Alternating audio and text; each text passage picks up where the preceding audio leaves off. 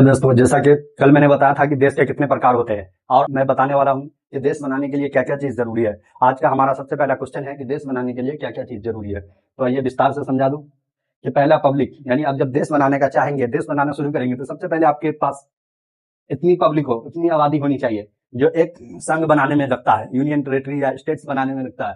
दूसरा जमीन, यानी आपके पास दूसरा जमीन यानी आपके पास इतना जमीन हो जितना एक यूनियन संघ या एक स्टेट्स बनाने में लगता है, इतना जमीन होना चाहिए आपके पास।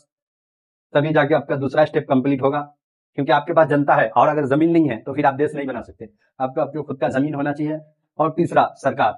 आप जब ये दो स्टेप कंप्लीट कर चुके होंगे तो आपके पास एक सरकार, गवर्नमेंट की जरूरत पड़ेगी, गवर्नमेंट अथॉरिटी सिस्टम की जरूरत पड़ेगी कि उसमें सरकार, गवर्नमेंट अथॉरिटी सिस्टम की जो आपका देश है उसको कंट्रोल कौन करेगा, उसको संभालेगा कौन, इसके लिए आपको गवर्नमेंट अथॉरिटी सिस्टम की जरूरत पड़ेगी। और तीसरा संविधान। जब आप ये 3 स्टेप कर चुके होंगे तो अब आपको संविधान की जरूरत पड़ेगी कि जो आपके जो देश में जो लोग रह रहे हैं, जो देश में आपको लोग रह रहे हैं उसको रूल्स क्या दिया जाएगा, उसकी क्या कानून रहेगी, कैसे जीना है, कैसे रहना है, इसके लिए आपको संविधान यानी कानून की जरूरत पड़ेगी, कॉन्स्टिट्यूशन। और चौथा फ्रीडम।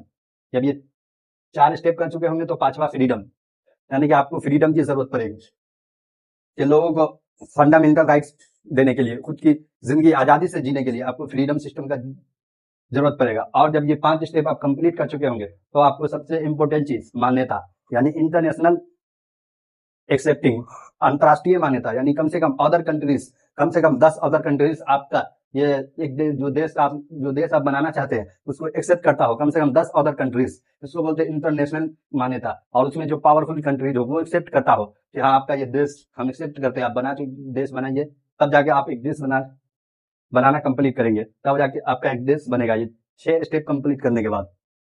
तो उम्मीद करता हूँ कि ये वीडियो आपको अच्छा लगा और कल मिलते हैं अगले क्वेश्चन के साथ। जब तक के लिए आप सबका थैंक यू। मिलते रहिए हमारे लाइक वीडियो फॉलो।